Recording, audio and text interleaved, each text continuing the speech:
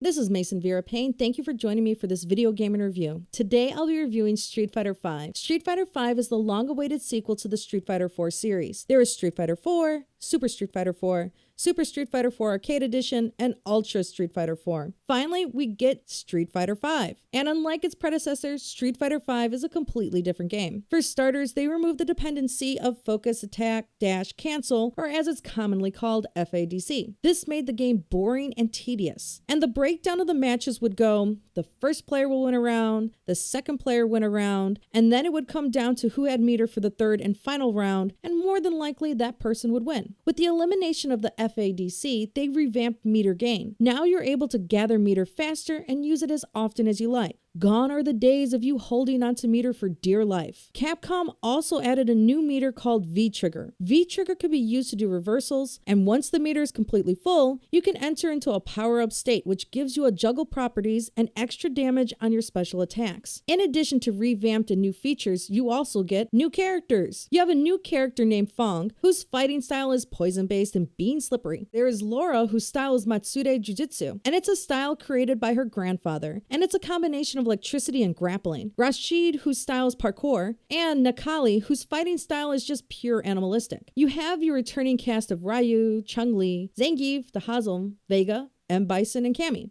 And there are also characters such as Birdie, who was in the original Street Fighter game, Charlie Nash, who is Guile's best friend and originally a playable character in Street Fighter Alpha, Karen Kanzuki, who was originally introduced in the Street Fighter manga and later playable in Street Fighter Alpha, and finally, you have Armika, who is playable in Street Fighter Alpha 3. When it comes to content, the game is pretty bare bones. Your options of play are survival mode, which consists of you playing in 3 different modes until you meet and defeat a boss. Beating this boss earns you unlockable colors for your particular character. Story mode, and in this mode, gives you a background on the character you're currently playing. There's a verse mode that allows you to play against someone who is local, and you have training mode, which allows you to train against a dummy. Modes such as arcade, challenges, and even the shop will not be available until sometime in March. Capcom has allowed you the opportunity to purchase items in March using the money you earn from fighting in survival, casual, and ranked battles. If you don't have enough in-game money to purchase additional characters, colors, or even the new DLC characters, you'll be able to use real money for in-game purchases. Capcom has said that they made this game more open to casual players who may want to play. Opening the game to casual players is a great idea because it allows you to expand your fan base. However, the problem I have is when you claim to open the game to casual players but don't explain the fundamentals of the game to new fans. New fans to the series don't understand how important footsies are, or how do you begin to formulate combos. If moves are cancelable, and if so, in what frame are they cancelable in? What basic moves chain to what? What is plus and minus on block? And how knowing all of this will affect what buttons you push. Making Fireball, Dragon Punch easier to do and allowing the leniency of charge moves is not pushing the game towards casual people. You know, you may get people who are interested, but when they get blown up by someone who can button mash